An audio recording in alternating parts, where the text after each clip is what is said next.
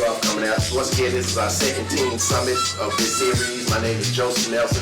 I am the actual founder and president of, the co-founder and president of Free the Streets, along with my wife Keith. And we just come out here to do this for y'all. This is a community event. We do this for the team so we can help empower them, help them set their goals, help them get lifted to get to where they want to go, and just give back to the youth. So right now, I would like to bring my wife up, Keith, so she can introduce herself.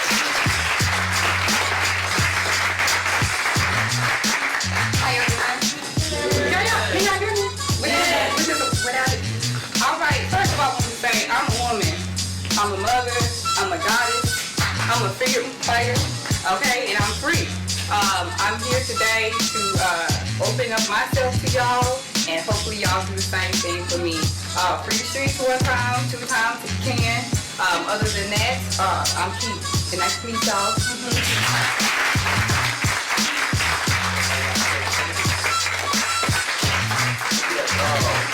Without further ado, we're just going to turn it over to our host of today. So right now, I would like to bring up Miss Simone Bridges, Miss Black Texas. Hey!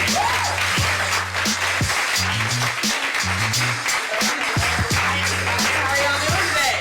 Good. So excited to be here. Okay, first of all, I'm not going to talk a lot because I really want to hear you guys' perspective, but, you know, I'm not too far removed from being a teenager, you know what I mean? I'm not that much older than you guys, so I definitely can still remember the struggles of being a teenager and the things that you guys go through with peer pressure and all of that stuff.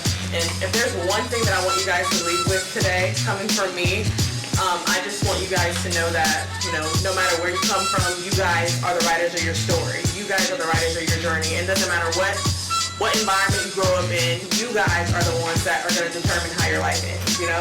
And the biggest thing regarding that is watch who you hang out with, okay? Because bad character will corrupt good character. I don't care if you guys are doing what you're supposed to be doing, you know, you're getting good grades, you're going to class. If you hang around with people that are not doing the same thing, eventually they'll drag you into that mess, okay? And I've had experiences, personal experiences, where I've lost people who were just in the wrong place at the wrong time. And it wasn't all because of what they were doing, it wasn't because, you know, they were getting into trouble. It was because the people that they hung around with dragged them into some nonsense, and they ended up losing their lives because of it. And so that's one thing that I really want to reiterate to all of y'all is watch who you hang out with, okay? Because everybody's not on the same page. Some people have more to lose than others, and so that's the biggest thing with me talking to you guys. So, you know, without further ado, let's go ahead and start the youth panel. Who's coming up for the youth panel? You ready?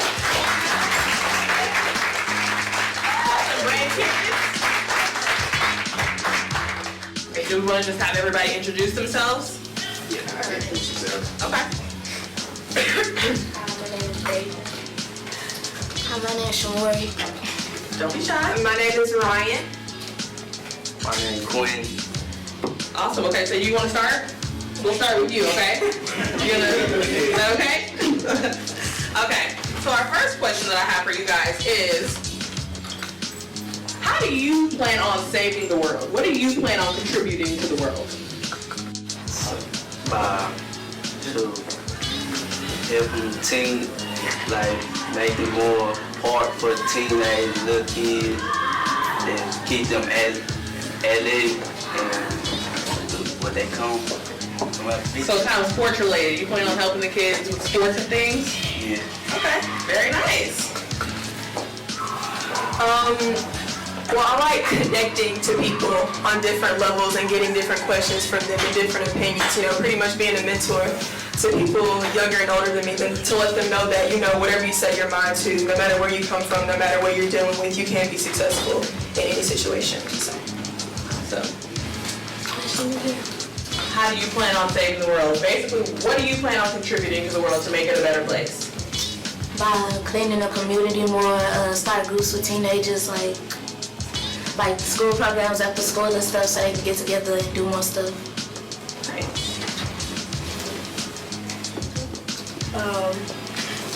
I feel like I should start with the younger kids, like helping them understand no matter where they grow up, they can always be whatever they want to be, or Anybody. It's hard to explain. I like that answer. That's a pretty good answer. Why don't you give it up for it, guys?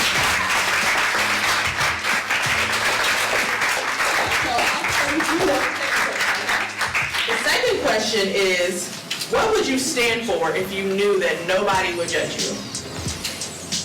Being myself. Being yourself. That's a good answer. I like that answer. Being loyal. Okay. I think being appreciative, because I feel like, including myself, teenagers these days really aren't appreciative for anything. That's why I like to work. I work hard to make sure that my parents know that I'm appreciative for everything that they do in order to not feel like I'm ungrateful for something, Good. Good answer. Okay, the next question I want to ask is, who do you admire most in the world? One person. Gotta be one person. One. Okay, it can be multiple people. My granny and the people looking out for me, trying to keep me on the right track. They after streets and everything. Very good. One person that I admire would definitely be my younger brother, Reveal. He's in the audience today, actually. Back in 2009, he was diagnosed with type 1 juvenile diabetes, and he never lets that get to him. He's always having a smile on his face. He treats it like it's a mere paper cut on his finger, and he's really my motivation in life to persevere through the difficulties. So that's definitely Good. Straight answer. My mom and my brother. My mother. Why? I mean, we've gone through a lot. We've been through a lot of struggles, and she's always stayed strong and let us know that we're still here. I mean, Perseverance. nothing's going to change. Awesome. Give it up for him, y'all.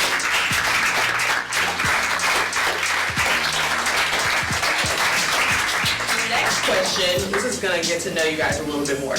If you were forced to leave the house all day, every day, what would you do for fun? Hang out with my friends. Are they good friends? Yeah. Okay, good. As long as they ain't doing the wrong thing.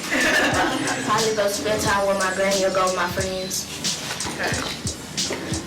turn up with my friends. No, I'm just kidding. I'm just kidding. No, but I like hanging out with my friends. I would spend a day just to hang out with my friends and do whatever we wanted to do. Like, Man, I miss being a teenager.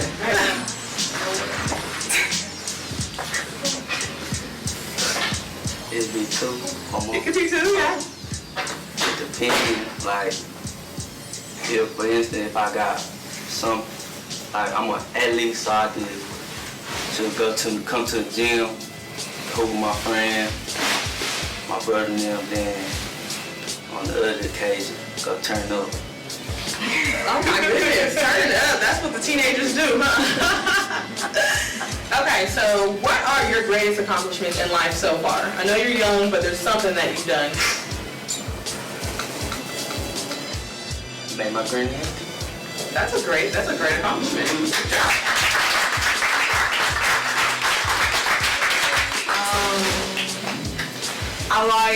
like I said before, I like talking to people and I like connecting with them on different levels and figuring out their point of view in different aspects of life.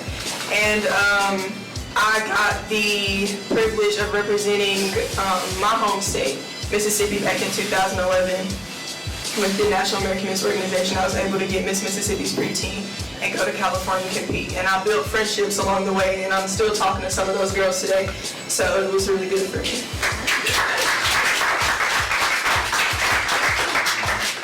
My grades, because like last week, I was not passing, but the week before we got out of school, we got our report cards and I was passing, so I'm improving in my grades.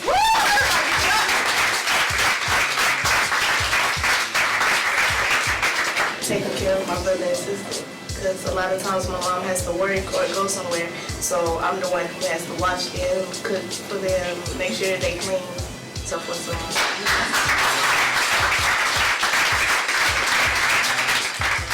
Next question, what would you do if you had $1 billion?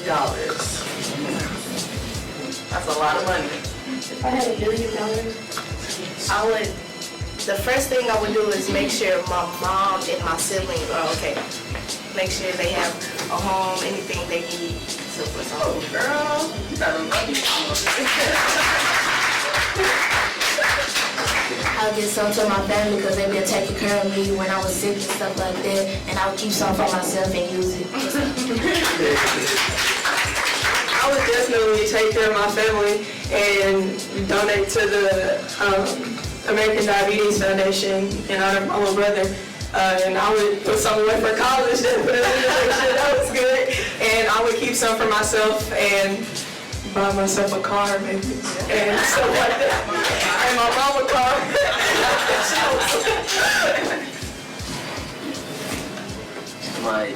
I did get my granny. She did everything, raised me right, give us some money, and get us get out the hood, and people looking out for me. And they want me to go to college, so I'm going to go to college. Buy some new shoes. I see you like shoes. Your shoes are nice. Okay. Okay, so now we're gonna kind of turn it over to the audience. There's a lot of people here, and I kind of want to know what you guys would do if you had $1 million. So, any volunteers? Come on, don't make me call you out. I'll pick one. Up. Right here. Hold on. So, if you had $1 million, what would you do with it? Donate to more organizations that help other people, like this one right here. Yeah. It's mine.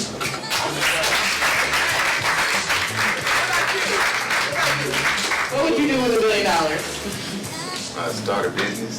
Okay, what kind of business? I like that. I don't know yet.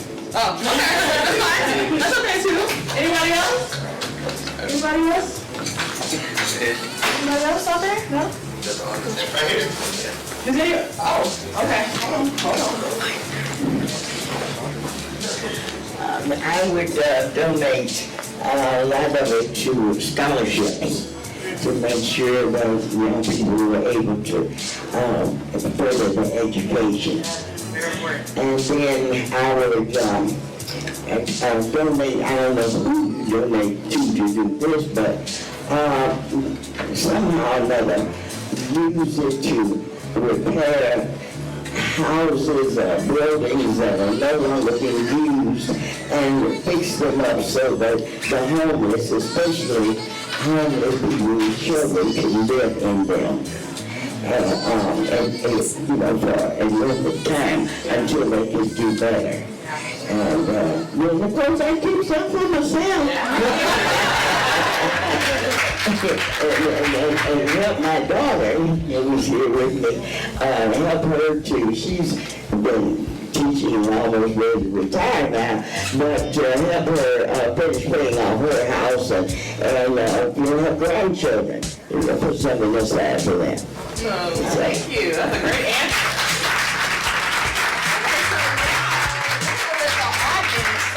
The panel some questions. Anybody have any questions for the panel? Don't be shy. You look like you got a question. I'm looking at you. What do you think the hardest thing is about being a teenager today?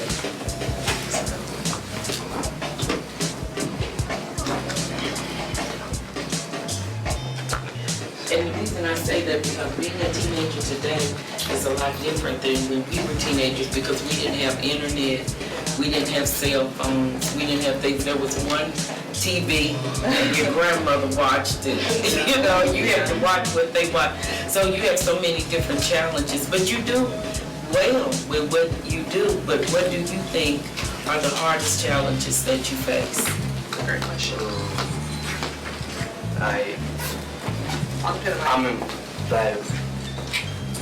I'm a freshman, so I started at my first high school with my granny. I did my granny.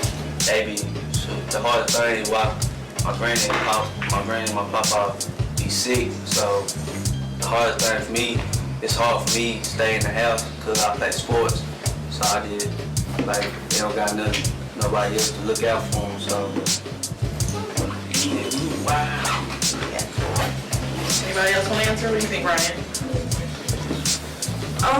Me personally, I know I would probably jump to, freedom. You know, I want to do what I want to do, and I want to go out of the house when I want to go out of the house. But for me right now, I'm a junior in high school, and the biggest thing for me has been peer pressure and making sure that I keep up my grades because, you know, my parents, they really, really push me. They're like, you know what, you need to keep your grades. You know, you're about to get ready to go to college, so you need to make sure that you're prepared for college and that you keep your grades up. But I think it's peer pressure, you know, with social network, there's really no filter on social network nowadays. Everything is brought to the table when you're getting older, and you're influenced by that. What you see on the internet, what you're introduced to with your friends, and that's a lot of peer pressure. And making sure that, you know, you set an example for your friends, because I don't want to see anything happen to my friends, and I have to be an example to my younger brother. So that's something that I think is a big thing with my generation today, being an example of peer pressure and keeping your grades good. I guess the attitude that we choose to have around people.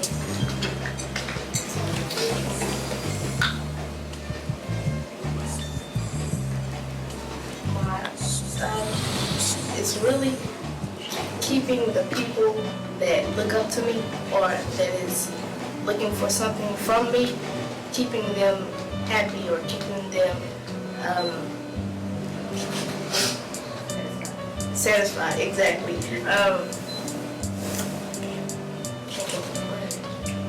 But just making sure that I'm not letting anyone down when they're looking up to me.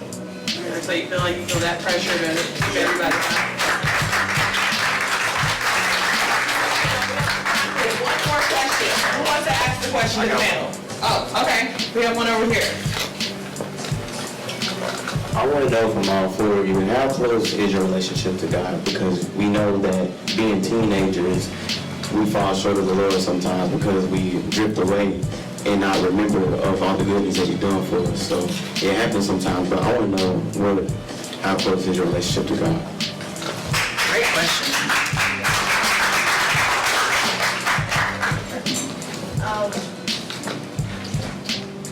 I keep him in mind. I know that he's here. He's the reason for a lot. I may not go to church every Sunday, but I still thank him. I still pray. I know he's here. I haven't forgotten.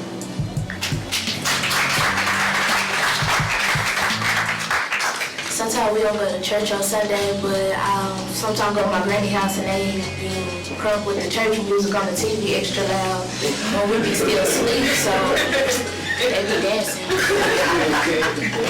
That's a really good question. That's probably my favorite question, actually. And it's crazy because I just finished talking to my mom about this the other day, about how me as a person, I've realized that it's almost like I only go to God when I want something. So lately I've been having to pray that God enables me to be thirstier for His Word and thirstier for a closer relationship with Him. Because I've been really lazy, you know, I only come to God when I'm in trouble, and I don't wake up every morning and say, you know, Jesus, thank you for waking me up this morning. Thank you for the clothes on my back. But I have started to do that. And prayer works. God is real.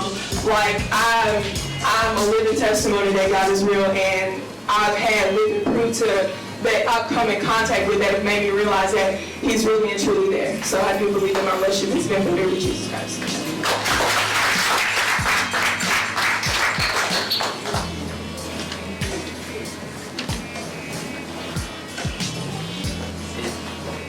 Yeah, I keep God in mind because it's not easy to lose your homeboy at a young age.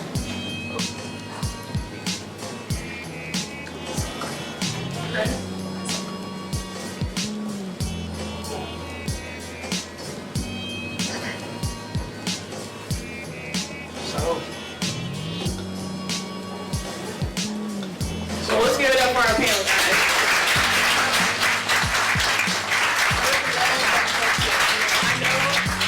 I know as a teenager, it's tough, you know, especially like she said, it's different now. You know, you guys are growing up in the social media age. You guys are watching, every time you turn on TV, it's sex and it's drugs and it's guns and it's violence, and it's difficult. I know it is, and that's why, you know, you have to have that thirst for God. You have to be intentionally, constantly seeking God out, because if you don't, the world will get you, you know? So let's give another round of applause for our team.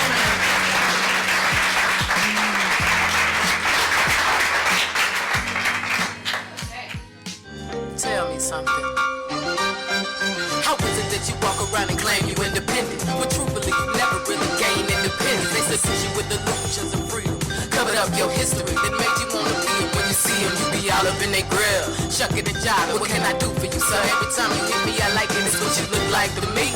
But maybe I'm a hard pill. Don't wanna swallow, but sooner or later we all will. Let us tell it, we all real. Y'all still betraying each other for what you thought was a raw deal. And calling it a boss move. You lost fool, and your family and the rest of your life is all that costs you.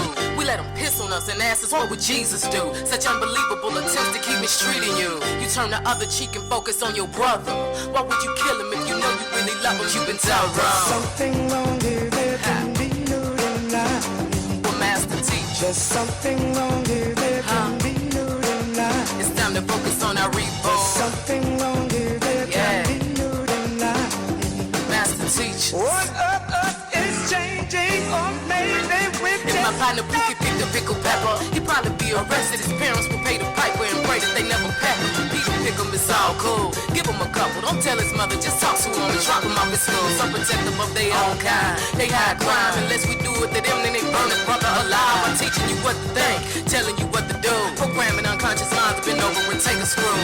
But you don't see it, do you? You see Louis Vuitton, Gucci and Prada, and the big booty chick on your arm. Parties and pretty cars, pretty girls, pretty bars. Madonna ain't got you know, y'all took it pretty far. It's time to jog our memories, we act like we forgot. Before they showed us foolishness, we used to be on top. Remember Black Wall Street, we taught them about real wealth. They burnt it down so jealous they couldn't build it themselves. There's something wrong here, there can be no denying. Well, Master teach. There's something wrong here, there can be no denying. We pledge allegiance to the reborn. There's something wrong here, there can be no denying. Master teach. What up is changing, or maybe we're It's time to resurrect our Ivan Van Sertima. I just a big docket. If we earn it, welcome. I promise it ain't no stopping. I Tupac Shakur, give us the Chad Butlers. Referred by Angie Davis as a strong black mother. To run them oppressed, give us a true Oprahs. Teach them about the melanin and show them how to use it. We get our brother Malcolm. I copy my comments. More Sonic Shakur to break free. I promise either leave the door open. For others, Steve Copeland's exposed to okie dokie. They broken their legal doses. I call it G. Woodson's, Renoko Rashidi. Rebirth, I'm more a scientist. I know what you are leading. He's a little Bobby Henness, baby Dr. Phil Valentine. And utilize our own energy to free our mind. Betty Shabazz, Coretta King, France for 9. More master teachers in this world of phenomenon. There's something wrong here, there can be no denying. Well, master teach. There's something wrong here, there can be no denying. Our last hope is to be reborn. There's something wrong here, there can be no denying. Master teach. What up is changing, or maybe we're baby, you've been told wrong. Something wrong here, there can be no denying. Well, master teach. There's something wrong here, there can be no denying. Our last hope is to be reborn. There's something wrong here, there can be no denying. Master teach. What up is changing, or maybe each one teach one.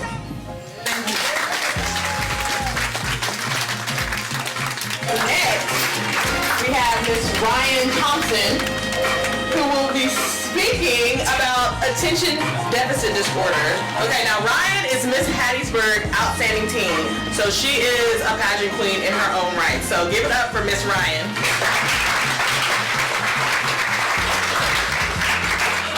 Like Miss Simone said, my name is Ryan Thompson, and I'm a native of Hattiesburg, Mississippi. I had the privilege of earning the title of Miss Hattiesburg's Outstanding Teen, and I'll be going on to compete for the state title in June, Miss Mississippi's Outstanding Teen.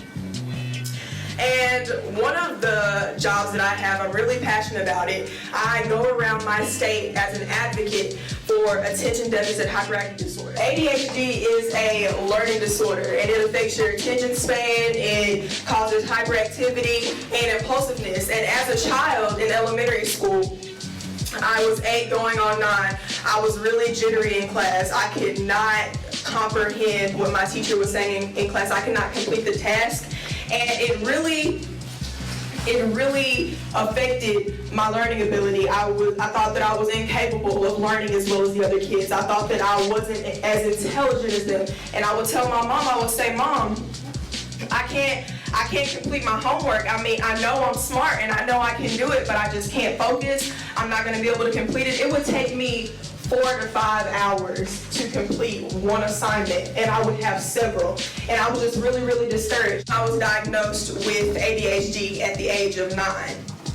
And immediately after that, my parents immediately got my teachers involved. I was able to get a planner in order to help me stay organized. My teachers made sure that I knew, after every single class, my teachers made sure that I knew what was going on. They made sure that I knew what we had for homework. They made sure that I knew the instructions, and they signed off on my homework every single day to let my mom know that I knew what was going on in class, and I was able to complete my homework quicker. I knew what was going on in class. My study habits were even bad, but they improved so much, and my grades started to come up. And so this is why I'm really passionate. This is why I'm really passionate about this, because the symptoms are being jittery. They are not being able to complete your homework. They are not being able to sit down in one spot for a long period of time. And it may take, I know it takes this for me, it may take the teacher to repeat a set of instructions for you. The teacher may have to, when she's done with the lesson, she may have to come up to you individually and you two have just a small one-on-one conference, whether it's after the lesson or whether it's after that class or even at the end of the day for you to come back and meet solid ground with your teacher. What I want y'all to know is no matter what learning disability that you have, you can be successful and you will be successful. I am a living proof. There's nothing wrong with you. You can strive for the best, and you will strive for the best and be successful. So don't ever think that you won't. Thank y'all. My aspiration in life is to be a national news anchor. Robin Roberts is one of my biggest role models. She's from my home state. She's from Gulfport, Mississippi. You know, she's battling breast cancer right now. And I just think she's a really strong, powerful, and beautiful black woman. I think Robin Roberts is living proof and a strong example that black women can prosper. And we can do whatever we want to, no matter what we're going through. And she recently just came out about her sexuality, which made me love her even more because it takes real bravery to come out about what you strongly believe in, whether it has to do with what you're going through, whether it has to do with your sexuality. So she definitely is a strong inspiration and role model in my life, and I would love to be a news broadcaster someday.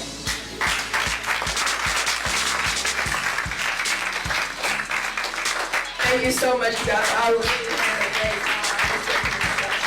time. Woo! Okay.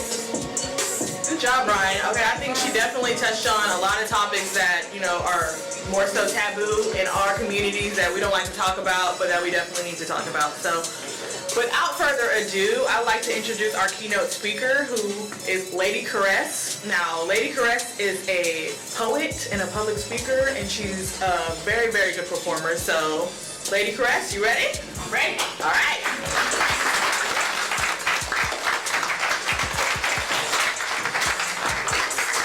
How y'all doing? Y'all all right? Y'all all right? All right. So, like you said, my name is Lady Caress.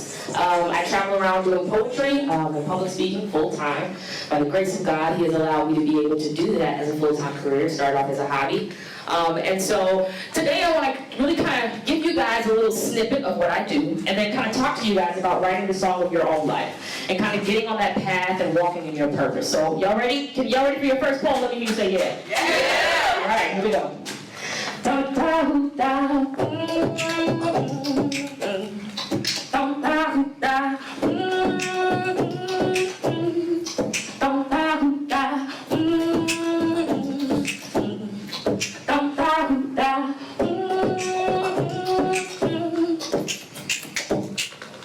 If I had 3 minutes to impact your life, and I spent the first minute beatboxing just to get your attention, is it worth the chance that you'd listen? Is it worth the nights I spend translating thoughts through pen? Why do poetry at all? Why write Why perform if I have to beatbox just to get your attention? And then it dawned on me, you know, God is a poet. And the Bible is his book of poetry, and all he wants is for us to know it. What if church was an open mic? Would you buy tickets if you knew that it would change your life? Would you sign up to release thoughts through prayer amongst an audience of angels on a stage that he prepared? You see, God is a poet. Dum da da, dum da da, dum da da,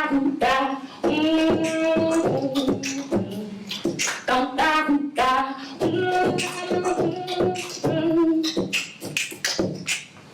If I had 3 minutes to impact your life, and I spent the first minute beatboxing just to get your attention, the second minute mentioning something as controversial as religion isn't worth the chance that you listen, and then it dawned on me, you know, God is the feature artist. And his signature poem shows you where true love is given. You see, an entity provides the blueprint to get off the road of pain and suffering and on the road to redemption. The question is, will you listen? He died for us with pure intentions, and yet I very rarely even give him an honorable mention. So yeah, I'll beatbox with the hope that some of these words sink in. So I will beatbox again and again and again, from the streets to the pulpit to the stage, if it means that you'll get saved. You see, because God is the most powerful artist. But what if you didn't know he existed? What if he had a show and you didn't know, so you didn't buy a ticket? Now what if all the attendees became millionaires? Would you be sorry that you weren't there? You see, God is a poet.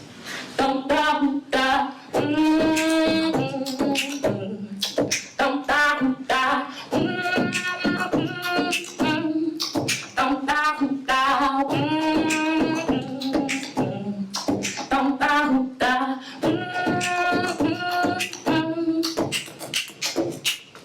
So if I had 3 minutes to impact your life, and I spent the first minute beatboxing just to get your attention, the second minute mentioning something as controversial as religion, and by the time I get to 3, you are on bended knee, then there is a purpose to my poetry.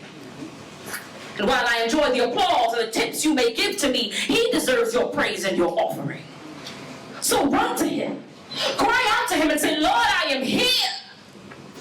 And you don't have to beatbox just to get my attention. Dum dum dum dum dum dum. Y'all all right? Yeah. All right. So when I was growing up, I really wasn't the most popular kid in school. Like, I really got picked on a whole lot. And one of the ways that I kind of overcame that was through beatboxing. It was actually kind of like a savior to me. It was beatboxing, it was music. And so I used those to kind of connect to some of my peers. And I became that girl where everybody was like, oh, hey, after school, you want to have a rap session? Hey, Chris, you want to beatbox? And I was like, yeah, I'm popular now. And so, you know, life kind of really changed for me as a result of that. And so every single day, everything that I went through, it was like a new song. Every single day was a new song. Every circumstance that I went through was a new song. It was a new beat. But as I was going through life, I failed to see the most important song of all, and that's the song of life. So the song of life is everything that spans from the moment that you were born to the day that you die. It is everything that happens in your entire life. And one of the things that we have to realize is that it's one song. And you write the song of your own life.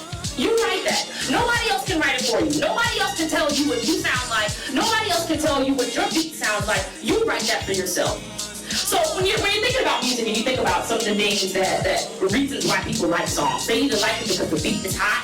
You know, when the beat drops, they're like, oh, that's my jam, right? Because the beat is hot. They don't care what it says, because the beat is on point, right?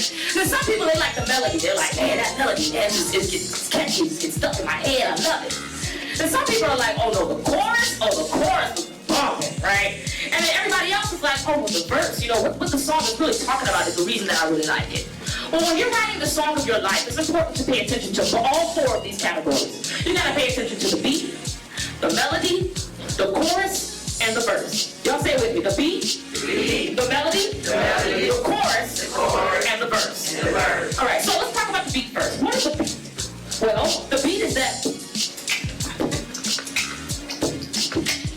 right? It's the underlying thing that goes through throughout the entire length of the song. It's everything in life is built upon that beat. So what is the beat in your life?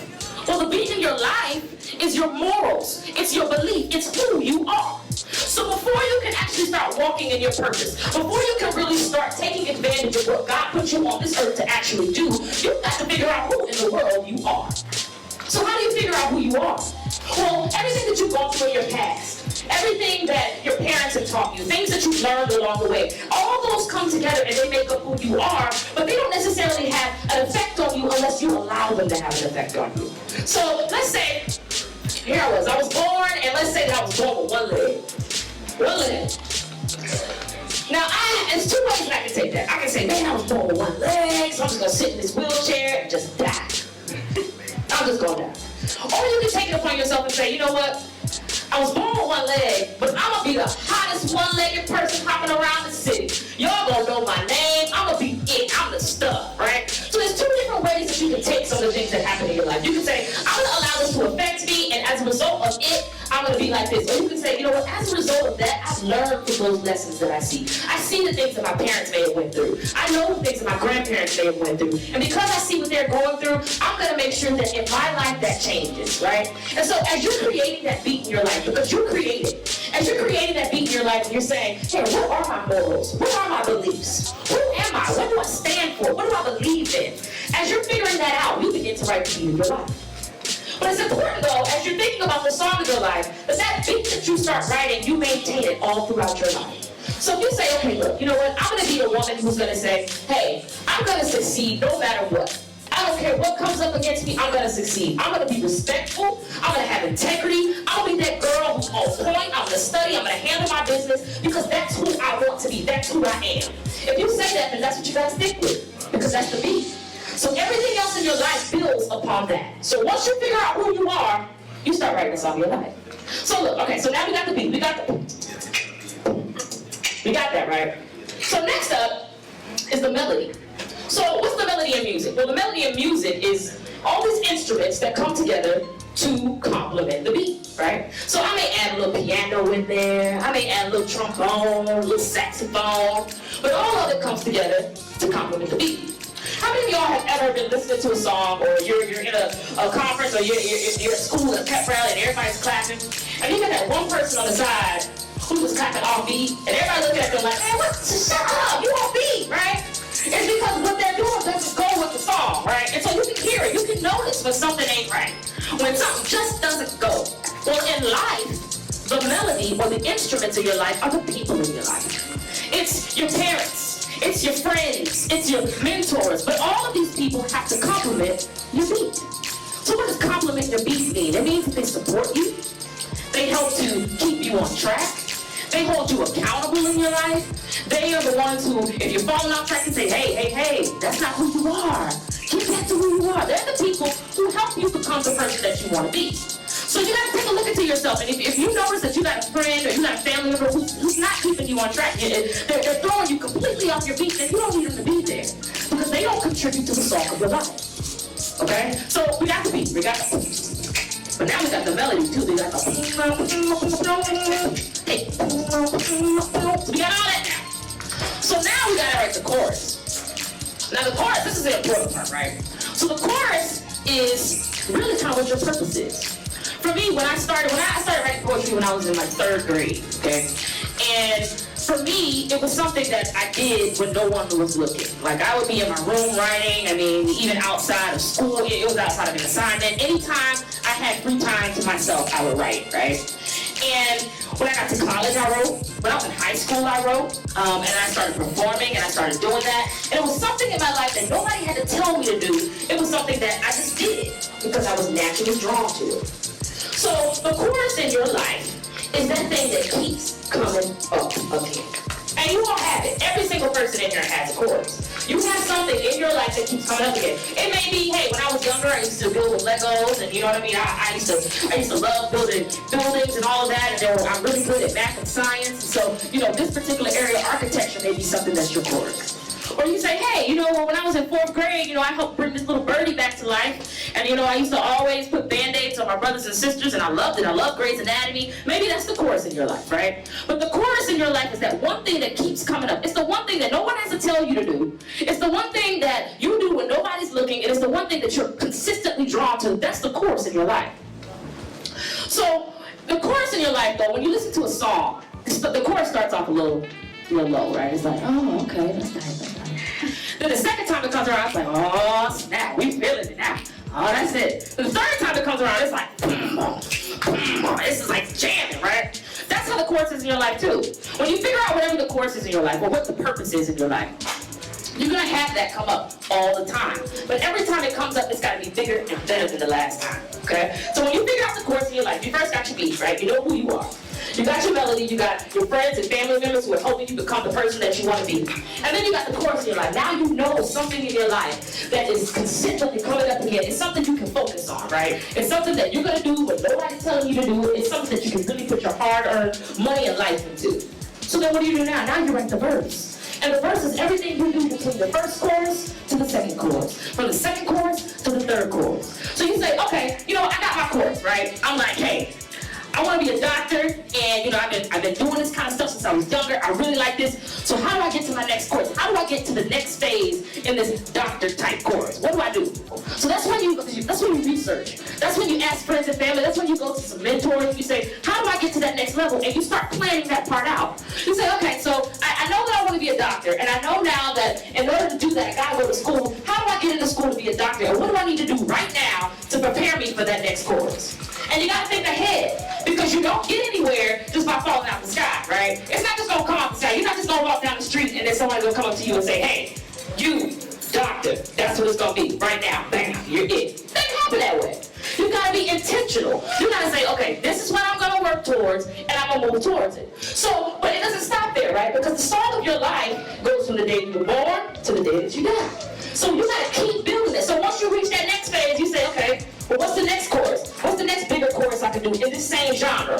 Well, so now I'm going to school to be a doctor, so what do I do next? Okay, well, I want to open up a hospital. I want to go into practice for myself, or I want to be the best doctor that there is to be. Well, how do you get there? You got to be a research first. You got to network with the people that you need to network with to understand what it takes to get to that next level. So as you guys are thinking about where you're going to go in your life, where your steps are, what's next, there's 4 things that you have to get down pat in order for you to be organized enough to actually reach the goals that you have set for yourself. So you first got to know yourself, right? And what's that called? No words. The beat. It's the beat. It's the beat. You got to know who you are, what you stand for, what you're going towards. Then you got to have the right people around you, right? And these are the people that make you, they're the people that help compliment you. What are they called? That's your melody, right? So make sure you got your right people around you to help you get to your next beat. Then you got to figure out what in the world am I working towards. You got to have some sort of goal. You got to have some sort of stake in your name. You got to have one thing that you are focused on and you are headed towards, and everything else just attaches to that, and it keeps you going forward. And that's your what? What is that? That's your chorus. But then everything that you do between each of those choruses to help prepare you for the next part of your life, and the next part of your life, and the next part of your life, that's the verse. And that verse is what you're living right now. Right now, you're in the middle. You're not just sitting in your chorus. Right now, you're preparing for the next phase of your life. So you got to do what it takes to prepare for that. Do all your research, figure out everywhere you need to go, and stick to it. But if you don't have that plan, you'll never make it to where you're going to be. Y'all all right? Y'all with me on that? All right, so before I get out of here, I want to give you guys one last poem. It's a pretty funny one. It's one that I really enjoy, and I hope you guys like it. It's called Kick and Snare. And like I said, my name is Lady Caress, for sure. And yeah, I hope y'all get something from this. Here we go. Y'all ready for your last poem? Let me say here. Yeah. Oh, yeah. Y'all ready for your last poem? Let me see. My people. Y'all in there? I think. Hey, okay. All right, here we go. He was the kick. Oh, and honey, I was the snare. But the wasn't nothing without the right there. You see, the and the make the song complete. Now, you may prefer a cappella, but honey, for me, no, I prefer the beat. You see, our song started out as just this simple melody, just to...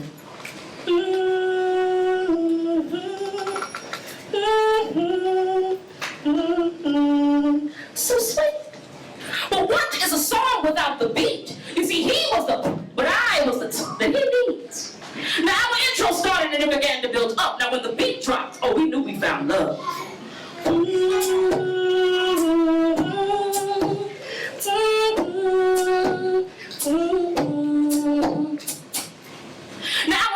argument was like the lead-in, you know, right before the verse when the honeymoon ends.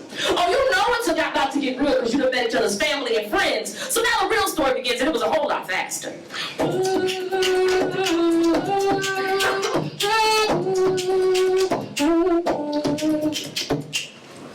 So we in it for a minute, y'all. I mean, there's no turning back.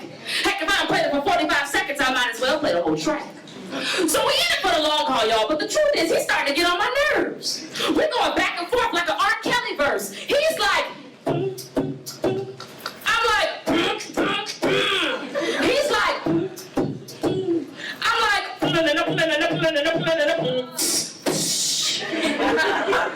so I go in the other room, right, because ladies like all men, he know that it's his fault. So he coming there trying to smooth things over. Yo, babe, can we talk? But I forgive him, right? And ladies, this always happens. We forgive and forget when that smile gets to cracking. So we're back in love at least for a second. That is until my phone rings, and it's Rick. Now, I know what you're thinking, but see, Rick is this guy that I work with, but he's like, who the heck is Rick? Here comes the bridge to the song. You see, now everything was going well till he had to turn into King Kong. You know when you're at the red light and you're trying to keep your head straight? But you can't help but notice these fools in the hoopty Cadillac making your windows vibrate? That was him, straight crazy. Who the heck is Rick, huh? Who the heck is Rick, huh? Now, are you done? Because I got to get back to work. So now, of course, the script has flipped, and it's my turn to make sure his feelings don't get hurt. Y'all don't know what it is, but that's my baby. You know that song on the radio that makes you go crazy. So we're back in love with the rest of the track, which will probably be forever, because me and this fool keep rewinding it back.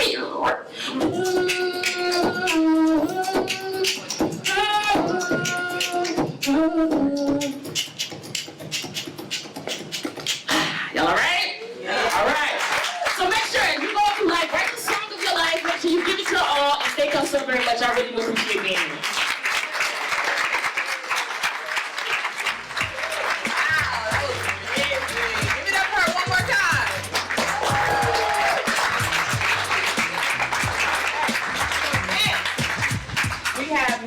Irma Hall, who is a legendary actress. She starred in movies like The Lady Killers, and she was Big Mama in Soul Food. Okay, y'all know that's my movie. So give it up for Mrs. Irma Hall.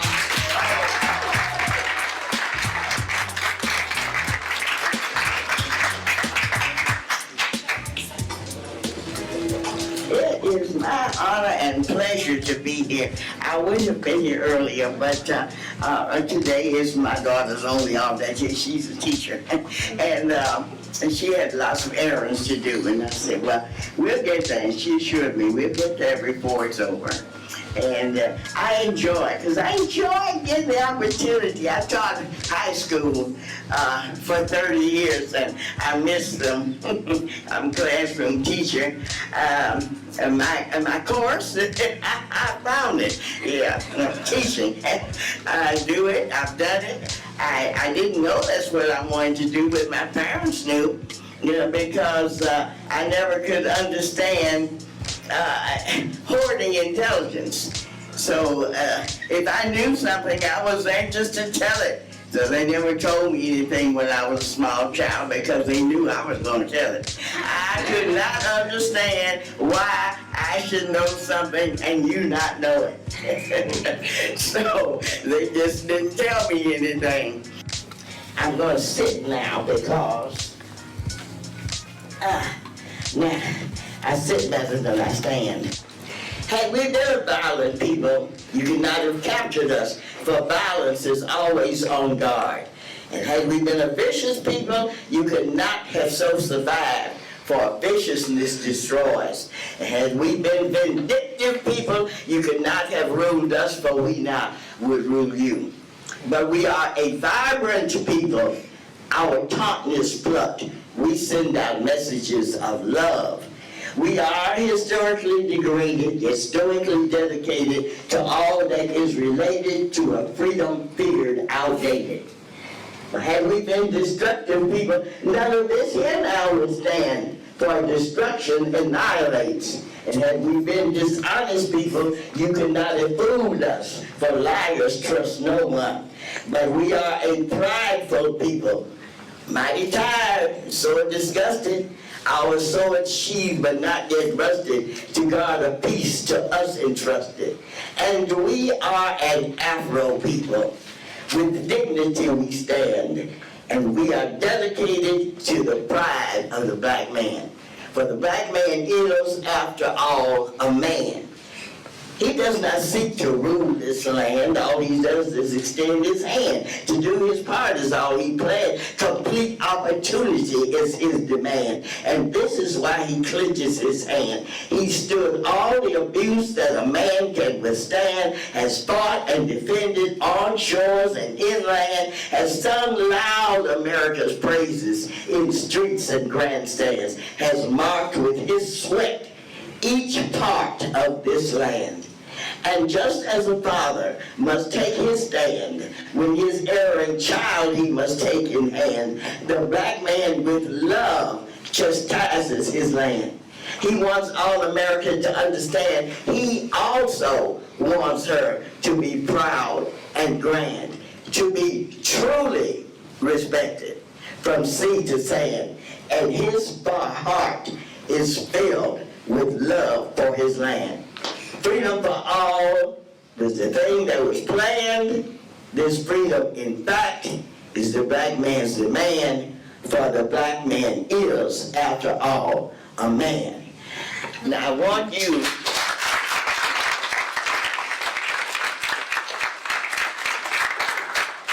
thank you. My grandmother used to tell me little things like, you know, don't run to the show till you know what's playing, you know.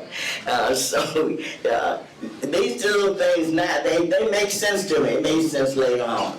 You have lots of friends, more friends than you know what to do with, because you got real life friends that you see when you got all your Facebook friends. I know I have about 2,000 of them, and I probably know 500 people. And so I know the difference now, though, you see. And you got all kinds of friends. And then I have people that come up and just want to hug and autograph. Well, we are friends in the sense that I don't think they intend to do me any harm, and I don't intend to do them any harm. That kind of friendship. But we talking about true friendship, people that really care about you, people that really love you. Those are few and far in between. You have people that will try to get you to do a lot of things for their benefit, you see, because they don't want to do it by themselves. So they come and get you, and they say they're your friends, but so you don't want to do that. You know, I have this little poem here. Man, the things we can do, the places we can be, the way I do our thing, man, you ought to see. So what's it all for? Anyway, I know we cool. We really for real cool. So what's it all for? Anyway, we can be cool, bad, boss, bold, blue, for real, clean, cold. We can fly high and jump sharp, get back and rule. Ain't nothing. It's okay. Nothing shaking, it's cool. So what's it all for? Anyway, we can run games, rap, catch the first thing smoking, get down with it, strolling, walking, no joking. So what's it all for? Anyway, we can be down under, capped on and had, strung out, teed off, busted and sad, get wasted, tore down, feeling all right, moving, grooving, out of sight. So what's it all for anyway? If we do not do what we do to make life a little better, if we do what we do just for show, we will never earn our letter. We will continue to live in our hell. We will continue to lie where we fell. Our slavery will never end. If this message we send, we must do what we do in love. Love for truth is the power. Through this love we will win. we will live in our shining hour. Amandale. You all look that up and find out what it means. That's the teacher in me.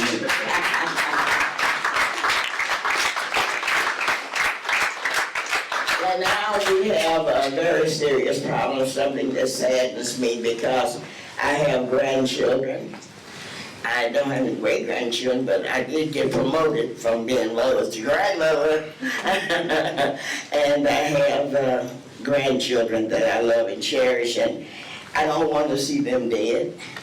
And I know we've seen a lot of our young people dying just for being.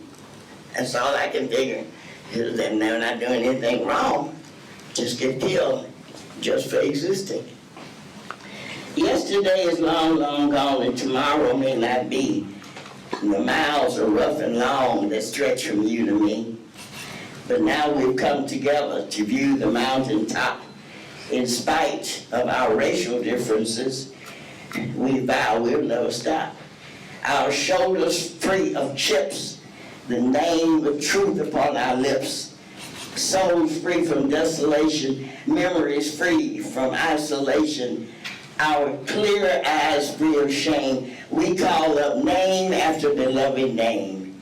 We shout out Taylor, Moorhead, Torres, Oliver Lee, Zuniga, McWhorter, Morales, the dead, the still unfree.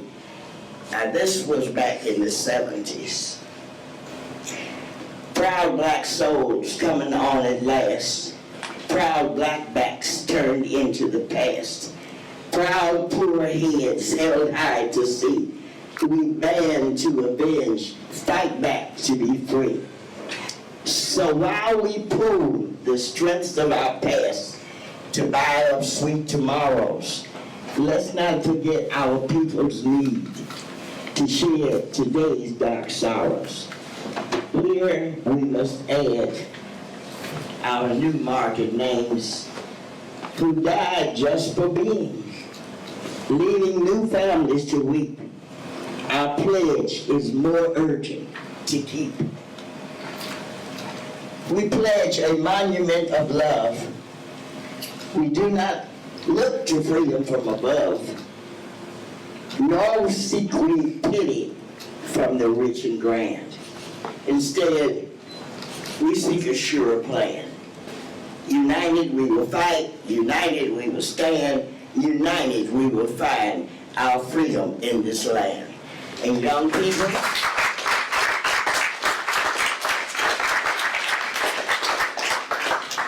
I love your unity.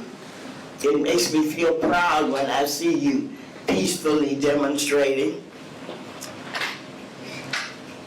If it had not been for young people like you, we would not have been as far as we are.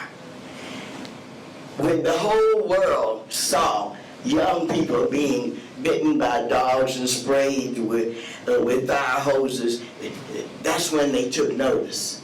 That's when they began to watch and see. That's when things began to change for us. And this is why I will forever respect young people. As an older citizen, I want you to know that I love you and I stand behind you. I'm here to advise you. I will try to stop you if I see you going down the wrong road. Now, I'm not just going to let you commit suicide. But I am behind you. I do not seek any glory for myself. You see, I am your history. I am the older. So, lest we forget how we came to this land, each one alone, yet tied by the blackness of our hands.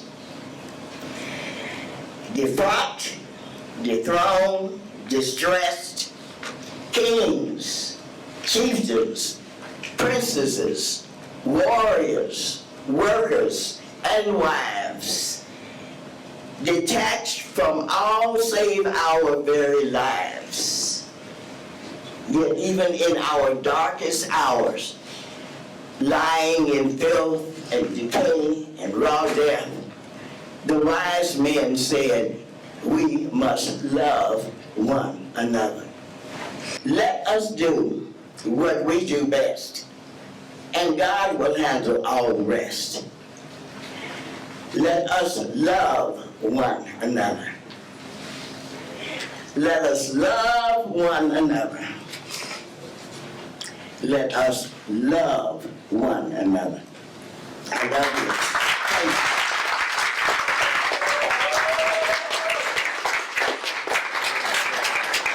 Let's give her another round of applause. I really want you guys to appreciate the magnitude of this moment. You guys literally just had a chunk of Black history speaking to you. Appreciate this. Okay, this is rare. Appreciate her.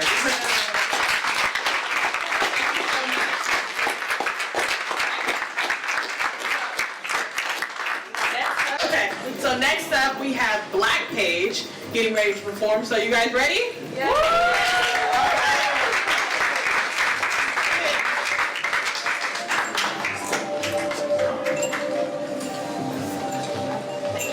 How y'all doing? Peace, how y'all doing? Good, glad to see all of your faces out. I am a poet, I'm also a vocalist. I travel quite a bit. Just recently got back from New York and getting ready to head back. So I'm coming to spend a little bit of time with you. One of my title tracks currently is called Traveling. And anybody traveling through life, well, that should be every last one of us. Well, seeing as though we're free in the streets, you definitely have to put one foot in front of the other and you have to travel. So you have to definitely have a defined purpose. You have to know what you're standing for and what you're standing on. I'm ready, DJ, whenever you are. This is called Traveling. Y'all all right? Yeah. Snap your fingers. It's a little jazzy. I don't see no heads moving. I'm looking for y'all energy. There you go.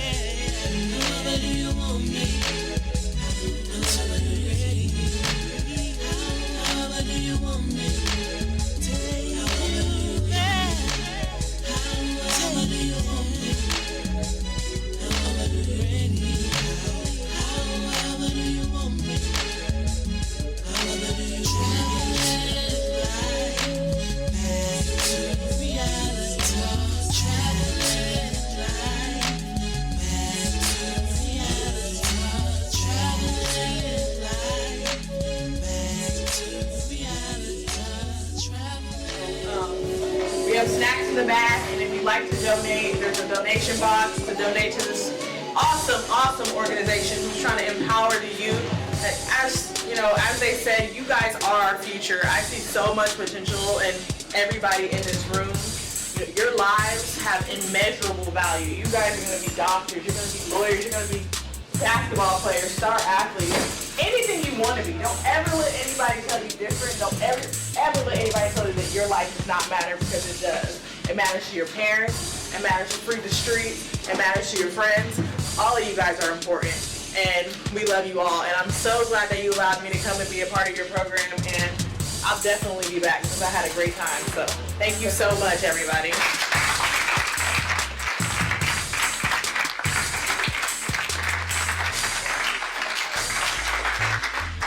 All right, give it up, Simone Bridges. I thank all of y'all for coming out. I got a couple of shout outs on here real fast. We want to shout out to Tommy Allen Rec Center, City of Dallas Park and Recreation, the Catherine Euro Education Fund. They're giving out scholarships for anybody interested. Jonathan Feinstein from Commit Dallas, Antoine Joyce from the All Stars Project in Dallas, Key Professional Services, Mike Gwynn Entertainment, Totally Equipped with Say It Forward, King Shakur, Ash Briscoe, Mama Deborah, she provided food out here. Rebirth DFW, Monte Carlo Productions, DJ Lady K-Rock, and everybody else, especially each one of the volunteers, everybody that was on the panel. Just thank you. Irma P. Hall, thank you for coming out and listening.